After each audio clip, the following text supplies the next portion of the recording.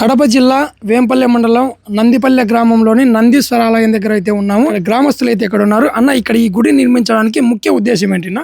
ఇక్కడ చాలా రోజుల ముందు ఒక చిన్న గుడి ఉన్నది, శివాలయము. అది చాలా రోజుల క్రితంది కాబట్టి కొంచెం శిథిలావస్థకు చేరుకోవడంతో మా గ్రామస్తులందరం పోయి మా సర్పంచ్ గారిని అడిగాము.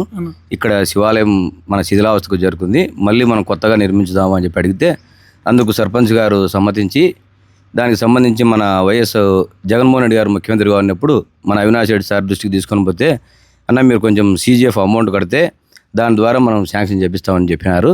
దానికి సంబంధించి మా సర్పంచ్ గారే 45 lakhs సీజీఎఫ్ డబ్బులు కట్టి దాదాపు 1.25 కోటి గవర్నమెంట్ నుంచి మనకు శాంక్షన్ చేయించినారు.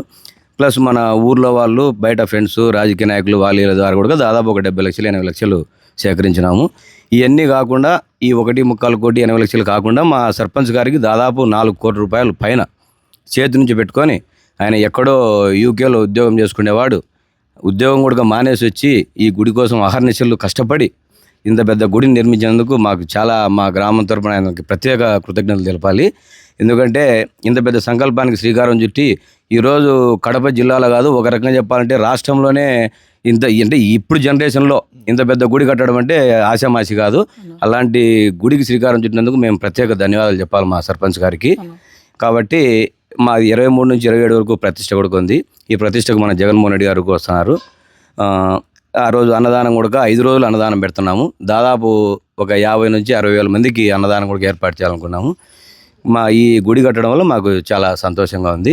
మేము అడిగిన దానికి కూడా తొందరగా స్పందించి ఆయన ఇంత పెద్ద గుడి కట్టించినందుకు ప్రత్యేక ధన్యవాదాలు ఆయనకు. మామూలుగా గుడి అంటే ఏందో 10 లక్షలు 5 లక్షలు అనుకుంటారు కదా, కింద స్క్రోలింగ్లో మీకు కనపడుతుంటది.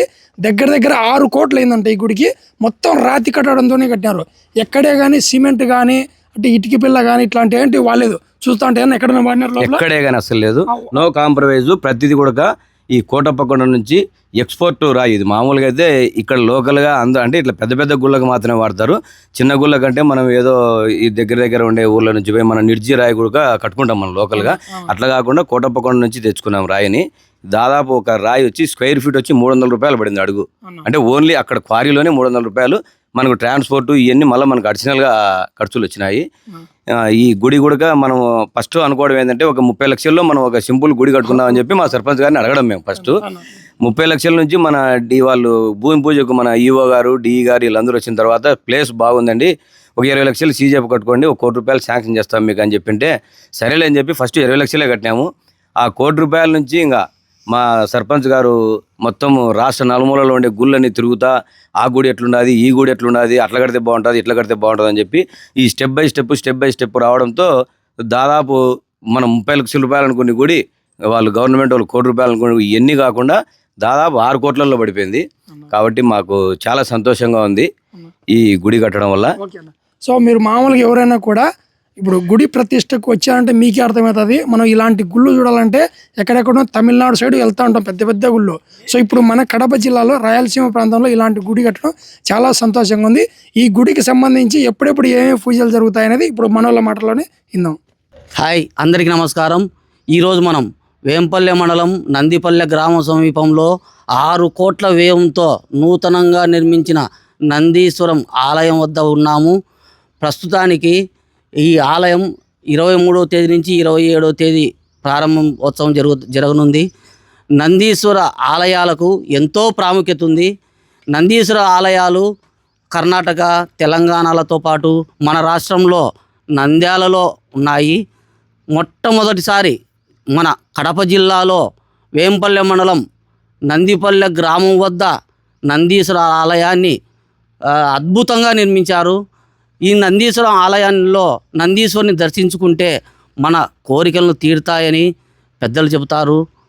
అందుకేనేమో శివుణ్ణి దర్శించుకునే ముందు మొదటగా నందీశ్వరుని చెవులో మన కోరికలను చెప్పి తర్వాత శివుణ్ణి దర్శించుకుంటాము. కావున నందీశ్వరుని దర్శించుకుందాం, అందరూ పునీతులు అవుదాం. ఈ కార్యక్రమాలన్నీ జగద్గురు శ్రీ శ్రీ శ్రీ శంకర్ విజయేంద్ర సరస్వతి శంకరాచార్య స్వామిగల్ గారి దివ్య అనుగ్రహంతో ఈ కార్యక్రమాలన్నీ నిర్వహిస్తున్నట్లు గ్రామ పెద్దలు తెలిపారు. మన రాయలసీమకే తలమానికంగా ఈ గుడిని నిర్మించినారు. ఎంతో అద్భుతంగా ఈ గుడి ఉంది. చుట్టుపక్కల ఎక్కడ చూసినా కానీ రాయితో చేసిన బొమ్మలే కనపడుతున్నాయి, కానీ ఎక్కడే కానీ సిమెంట్తో కట్టినట్టే కనపడడం లేదు. ఇలాంటి కాంపౌండ్ కూడా మొత్తం రాయితోనే కట్టినారు. ఇలాంటి గుడి మన రాయలసీమలోనే ఎక్కడే కానీ లేదు. ఈ గుడిని ప్రతి ఒక్కరూ ఇతర జిల్లాల నుండి, ఇతర రాష్ట్రాల నుంచి వచ్చి స్వామిని దర్శించుకోవాల్సిందిగా కోరుచున్నాం. ఈ నందీశ్వర ఆలయ ప్రారంభోత్సవ వేడుకల్లో 25వ తేదీ మన మాజీ ముఖ్యమంత్రి వైఎస్ జగన్మోహన్ రెడ్డి గారు, అలాగే మన కడప పార్లమెంటు సభ్యులు వైఎస్ అవినాష్ రెడ్డి గారు, వీరితో పాటు ఎమ్మెల్సీ రాంగోపాల్ రెడ్డి గారు, పులివెందుల టీడీపీ నియోజకవర్గ ఇన్ఛార్జ్ బిటెక్ రవి గారు పాల్గొంటారు.